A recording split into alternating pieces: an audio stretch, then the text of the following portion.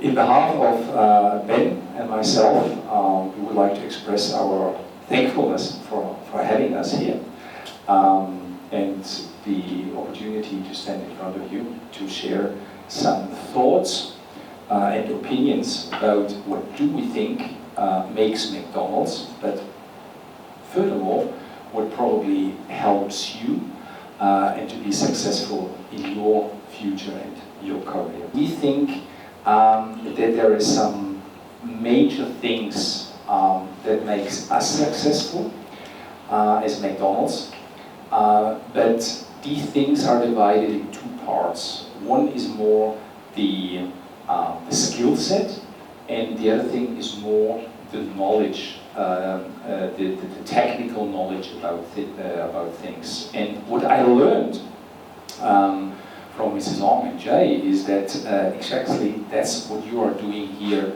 at the Institute, to bring together your theoretical approach with a very practical way how to apply and to make this successful. I would love you to guess how many burgers we are selling globally in a second. So we are selling every second 75 burgers. If you count it together, right, it's about 50 million a day. Only in the US, we are selling 500 million cups of coffee a day. We're doing this in 36,000 restaurants, approx, in 118 countries in the world. Global most recognized icons, and since more than 20 years, McDonald's is always ranked within the 20 most recognized companies globally. But we do like to share some things we may think it makes us successful, and it can also help you in your future career. Challenge, target, values, and purpose. What's behind these keywords? Let me guide through. This is the founder of McDonald's, Ray Kroc. And when he started McDonald's, he wasn't successful from day one. Actually, he failed a lot. And Ray has not invented the burger. He has not invented the fries, and he has not even either invented fast diner. But at his time, as a salesman for shake machines, he had been in a lot of stores, and he was curious. What is doing good, what is not working very well, and he brought the dots together. Now we have to understand the environment. One problem was still there. At that time, the lunch break was strictly regulated to 30 minutes. And in the evening, in the morning, because the people had a long way to go, right? They want to rush home. Now something changed. Good food, served quickly, with consistent quality and a good price performance, became important. For the first time, time and food comes together, created a demand. And the traditional American diner, they couldn't deliver against it. They are too slow, too expensive, don't have the capacity, the process was bad, right? Now, this was Ray brought together as a dot. And he was, wow, I got it. I have a successful business idea. Now, how to roll it out? I don't have that much money to build 100 restaurants. So he said, hey, at that time, I use a franchisee model, right? So I take business partners, they run their restaurants, they pay some of the restaurant investment, and then I will grow very fast. And McDonald's will be selling 75 burgers in a second globally. So he went to a bank, said, okay, this is the idea, where I have to sign, to get the money. But unfortunately, the bank said, no, no. We don't investment in the food business. It's too uncertain. It's a penny business. You own only a couple of pennies per burger. And these guys working in the food business industry, right, in the restaurant business, I'm not sure if they are all really reliable. So as a bank, hi, sorry, we don't invest. He tried once, twice, 3 times, 4 times, 5 times. Make it short, he tried it at 30 banks. He failed all the time. He had another appointment at a bank, shared a story, was really convinced, I have a great idea. It worked, it will work. And he get the same answer, no. But one evening, after another meeting with the bank rejected his request, a bank employee visited him in the evening in his hotel room. And this bank employee listened to what he's telling. At first, Ray didn't want to listen to the whole thing. What you're doing? He was still so much disappointed by the renewed rejection. It even came to an argument, right? The guy from the bank is really getting loud in this motel. But finally, Ray listened. And what the bank clerk said to Ray was, hey, what about if you're not doing a restaurant business? Huh? I just invented the best restaurant business in the world.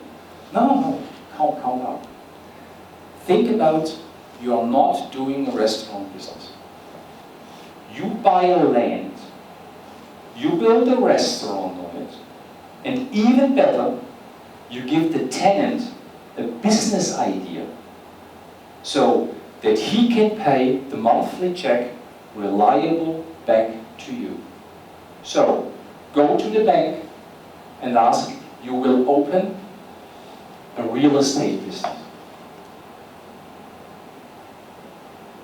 1 week later, Ray had his next appointment, asked for a real estate business. And he won his first financial partners and started McDonald. A target group which differentiates us from many other companies. We are the most democratic brand in the world. We serve everyone. But with local entrepreneurs, local franchisees, and we are acting local. Our neighborhood is our home, is our roots. When you think to build a business, ask yourself, what's your root? What are your roots? Make delicious feel-good moments easy for everyone. As I just mentioned, we are a democratic brand. We are not very serious, right? We are not a bank. We are not DBS, right? Which is good because we can do things always with fun. If you are not able to be linked emotionally to your customer, you will fail. Because any other one coming up with a similar idea, and the people are more loyal to this one in their heart. And you lose every customer if you are not connected to them with their heart. The biggest private employer in the world is a company called Walmart.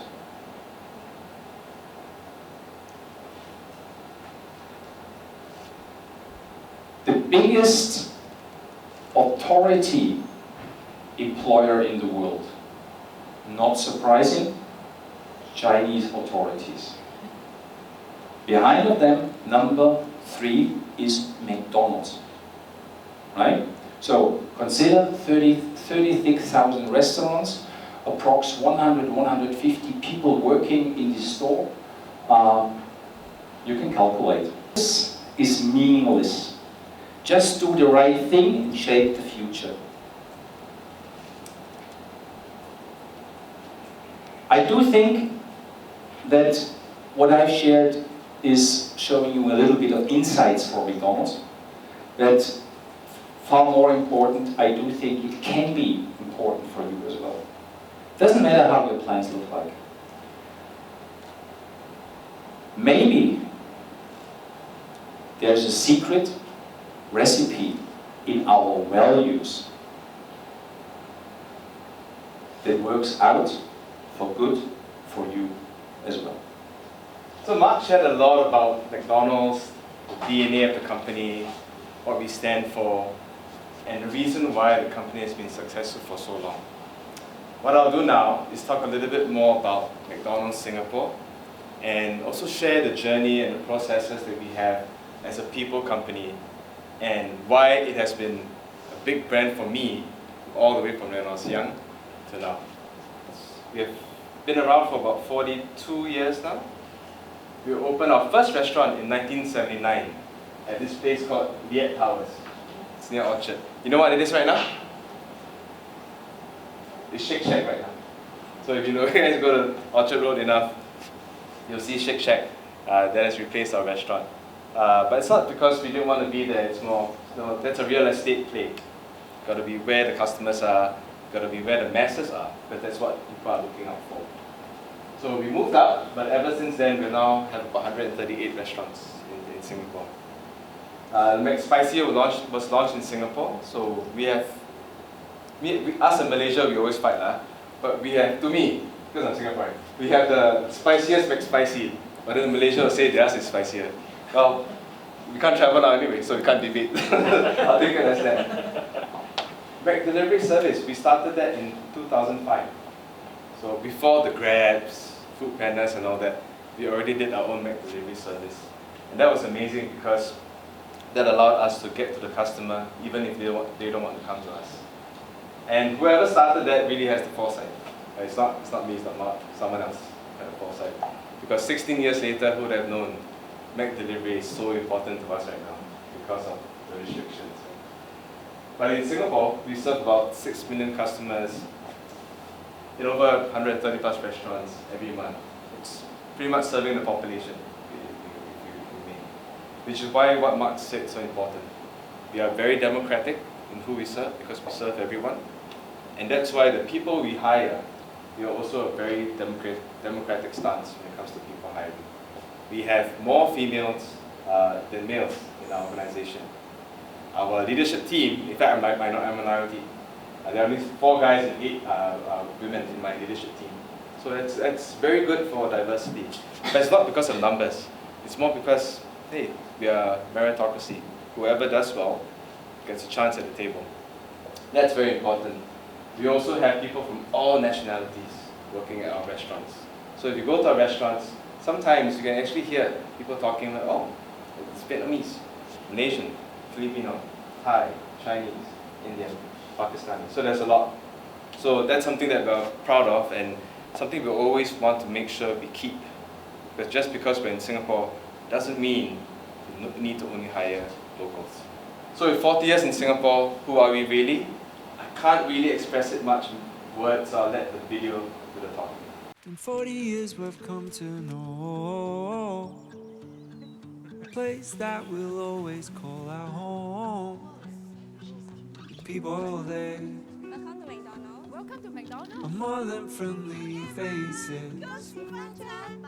Whoa, come on in. Home is where you stay for a while. Share the moments that make us smile. Now and then, it's nice to be back home. Oh, come on in. Oh, oh, come home. Oh, oh, come home. Oh,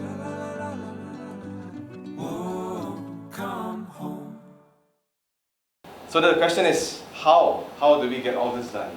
How did an American brand that is known globally become so relevant locally? And I think there are a few things that really made us who we are. Let's talk about first our fundamental core strengths.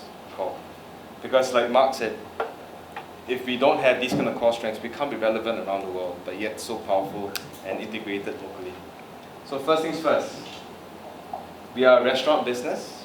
Yes, we're also in real estate, but what people know of our brand is good restaurants. They come to us because they can get food fast, good quality, good hospitality and service, and also good environment. So quality, service and cleanliness, that's something that's very integral to our business model, and it's something we are very proud of, because if you can't do this well, anybody can come in F&B and take our share away. So you got to be good there.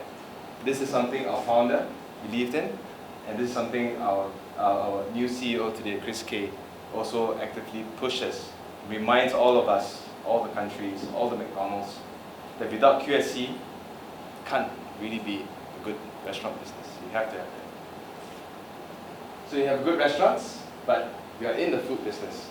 So what do we sell? We sell food. Our Marc shared we're a $1 billion business, and we are also a $1 billion brand.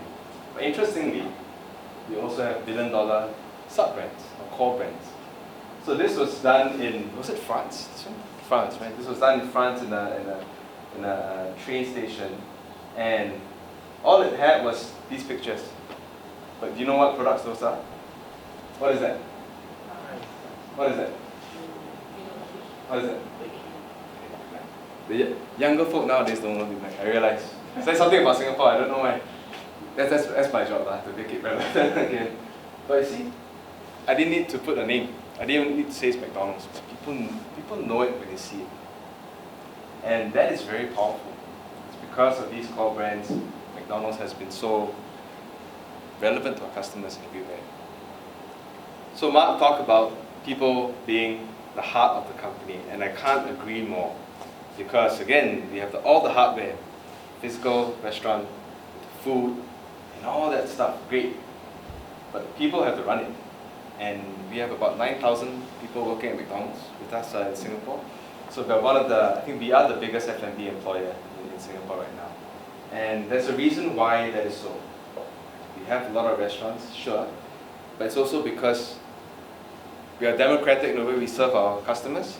We're also democratic in the way we serve our people. People come to us to work for different reasons. Some of our housewives come to us to work because they don't want to rely on their husband for money. So they come to McDonald's, they have a full-time job, and then they are independent. We have managers, young managers, who will join us as a trainee manager because they have an aspiration. I want to be a director of operations. One day, I want to take over Ben, which is fine, which is me. I'm good at that. So we provide all these different kind of pathways for people to grow and find a fulfilling career that they think that they can be proud of.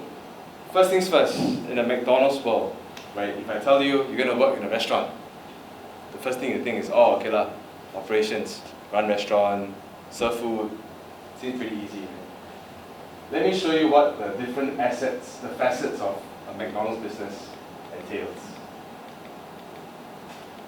These are all my departments. It's a lot. But you realize that running a McDonald's business is multifaceted, and because of that, multi-fun. There's a lot of aspects of the business that is so fun to learn. So for example, if you have a restaurant, first you've got to figure out where to build the restaurant. Which facing is the best? How do we get the best rent? How do we get the best deal? The best access points? Real estate does a big job at that. Then you have the restaurants, operations, menu, you need to procure, supply chain, yada yada yada. There's a lot, right? But even in people on in the restaurant side, our trainee managers, the restaurant general managers, who actually, if you think about it, they run $1 million businesses. Every restaurant is $1 million business per year, more or more. They are the ones thinking of all this. Of course, they can't do things like menu innovation because you've got to do it at scale. But they are the ones doing P&L. They're the ones doing technology. They're the ones doing the local store marketing. They're the ones doing operations. They're the ones doing people. They do all of it. So this is to us very exciting because it's the people who are doing this, not just head office. And we have a lot of entrepreneurial minds amidst us. And that's to me exciting because then we have a lot of talent to show off. Now, of course, we do all this for 3 reasons. 1, to protect shareholder interests. 2, we are a McDonald's brand, so we have to uphold the brand standards. And 3, we don't exist without our suppliers. So we have been transforming, and I want to share a bit more of that. In the old days, you go to McDonald's, you go to the counter, you order, they say, okay, step aside, you wait for the food, you go. That's it. That is all the customer interaction you have. The old days. Now it's very different. We have engaged customers in a very different way. So first things first, we've got to change the way people order, pay, and collect. So you can see this is completely different from the old days. You don't have a counter to order anymore. You have kiosks. So you're giving empowerment to the people to actually order from the kiosk. If you look at our seats, it's much more modern, it's cooler, we feel more at ease, and it's a much better environment to actually have a meal there. It's a lot more modern designs and elements. But that is just hardware. The question is, how do you get the software in so that people really feel, oh, this is a different experience. So of course you have kiosks and all that, but if you notice, if you go to our restaurants, you'll see some folks wearing a jacket and a yellow t-shirt, or a vest and a yellow t-shirt. Instead of getting them to be at the counter taking orders, we've deployed them and made them guest experience leaders. And they are the ones who are helping with all your hospitality, making sure you're okay, table service. Who would have known McDonald's, you can actually sit down and wait for your food, whereas in the past you have to wait to collect. So we have really upgraded our whole software being peopleware, guest experience leaders, table service, our hardware allows for that. So a lot of that has changed. And that's really because we know, as a restaurant business, you gotta keep innovating. And that's how we've been innovating. And this is pretty consistent across countries, but I'll share more about McDonald's Singapore. This is a typical country management style. Boss says, employees do. Right? And that's something that's very, very normal in the Asian context as well. Okay? This is how we run. So the customers tell us what to do because we serve the customers. The employees are empowered to serve the customers in the best way. And people in management or the boss, all we do is provide general direction and make sure you have resources to do what you need to do. And to me, this is a very good model, and the model I love because, again, in our restaurants, every restaurant general manager is a multi-million-dollar businessman or woman. They're the ones who are empowered. So we empower them, we just provide more general direction. The first thing about local menu, or rather menu innovation, is you always have to start with the customer in mind. So what is on trend in the customer profile now? And then we peel back to say, okay, what can we provide, what can we design, what can the suppliers do to really hit on a good product that's on trend? So a lot of things are on trend right now. The question is, can you do it nice and right? So Korean food is very on trend right now, but you realize nobody has done it right yet. Because if there's someone who's done it right, they would have created a samurai burger, so to speak. So it's very difficult. So what we do is we get the insight in first, what the customers want. We get our suppliers to help, and we design something. And once we feel, we meaning the local team, feel, okay, this is something that's worth doing, we test it. So we'll get customers in, we'll try it out. And if it's a big enough investment, for example, when we did the chicken McCrispy, we didn't launch it straight away. Put it in 10 stores, we got customer feedback, we improved on it. And once we felt that, okay, this is exactly the right thing, then we go to market launch. So there's a lot of background work that goes behind insight work, testing, validation, and all that. Now the question about the processes, the red tape. So interestingly, that's why McDonald's is powerful. Local markets are given a lot of autonomy to innovate within the products. The only thing you cannot touch are the core menu. So for example, if I say the Big Mac sauce could be better in Singapore and I create something and I call it Big Mac, that's not cool. Because again, these are billion-dollar brands and their equity and IP have to be protected. But more importantly, their taste profile has to be protected. So those are the ones that we don't want to innovate around because they are good as it is. But the local menu, that's where you can have a little bit more fun. We talked a lot about responsibility, right? Responsibility in the store, but also responsibility in the market. As Ben just mentioned, the core, don't touch it. Don't touch it, right? So the taste, the recipe is the same all over the world. But what is needed in addition to make McDonald's in Singapore relevant and successful? Who owns the decision? Hey. We talked about local responsibility, feed and foster, to be a good neighbor. So whenever it comes to our core products, markets and global corporations try to source as much as possible locally. For example, in Germany, only German beef. Australia, not surprising, only Australian beef. But as much as possible in all of these countries. Now the situation in Singapore is slightly different, but beside of that, we really try to source every single item locally. And that's something that we love as a concept. But the thing about Singapore is it's very hard to find manufacturing at the McDonald's scale that can pass McDonald's quality assurance. And that's always the two things. Do you have the scale, and can you pass the quality assurance? If you can, we're very happy to pass on the business to the locals because we are in Singapore, we operate here. But unfortunately, protein, very tough, but our baked goods, our breads, our vegetables do come locally. And but that's the thing about Singapore, everything's imported. So obviously, with COVID, supply chain disruptions, that has been pretty tricky.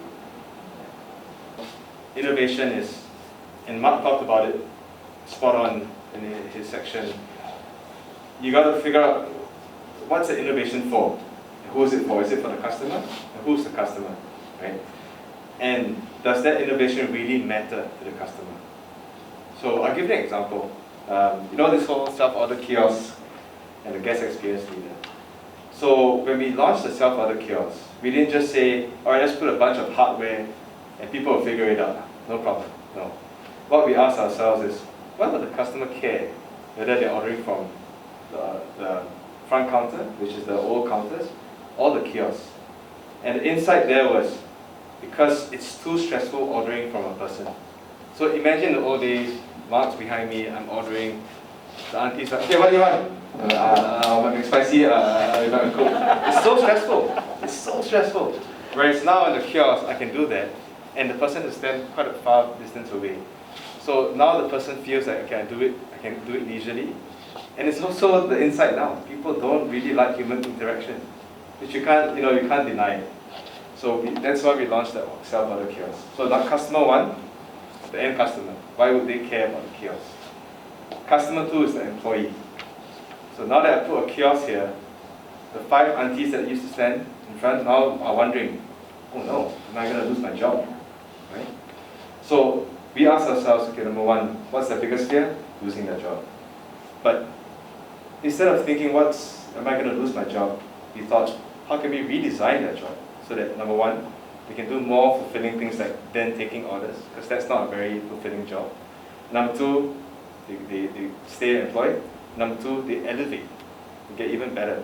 So we created guest experience leaders. We moved them to become guest experience leaders. We trained them in hospitality.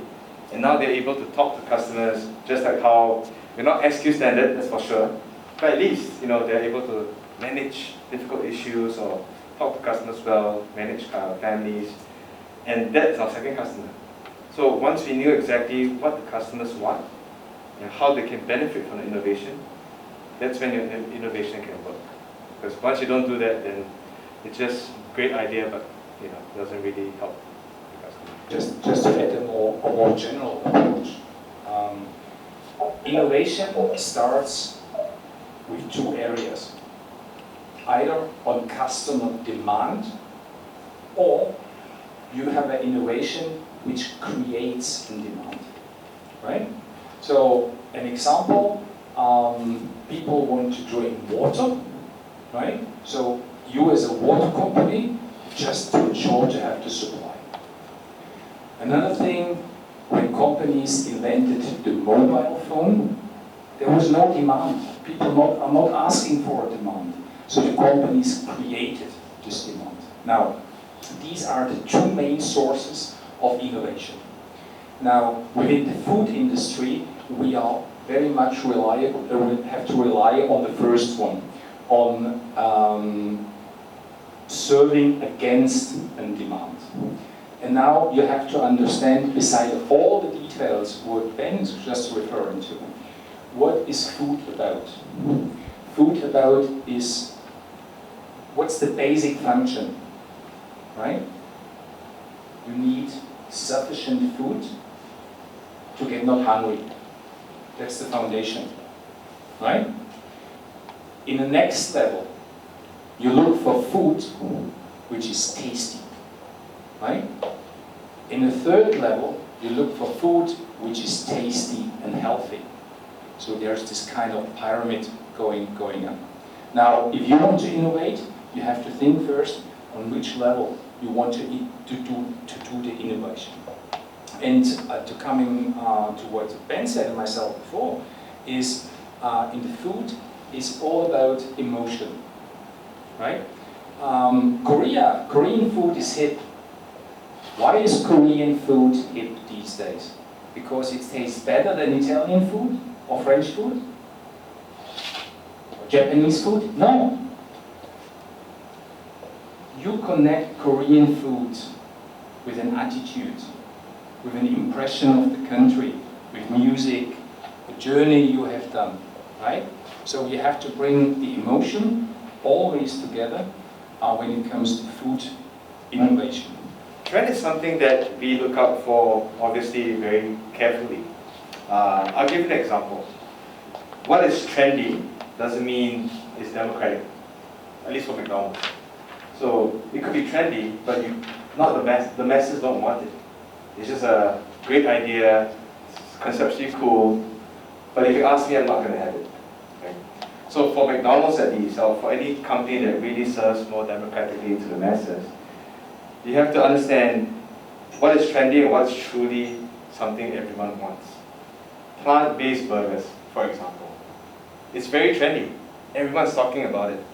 How many here have had a plant-based burger? Proves my point. Because it's something that people talk about, it's cool, it's hip, it's the new way of food, but it doesn't mean that it's something that what people want every day or often enough. And at McDonald's, we always have to play that very careful line of not going with something that's just trendy, but then nobody wants to have it. Because in our world, when nobody orders it enough, we can't be good at how we serve it, our supply chain can't be good at how they create it, and then because of low volume, you just can't serve a great product. But when you have high volume, everything works perfectly. Supply chain is great, operation procedure is very good, you can continue to innovate and improve. So that to me is very important when it comes to food and beverage. To understand what we called the food and beverage industry, but also the QSR restaurants. So there are different layers, different types of restaurants, starting from a hawker center to fine dining, right? And we have a clear understanding where our positioning is. It's in the QSR market.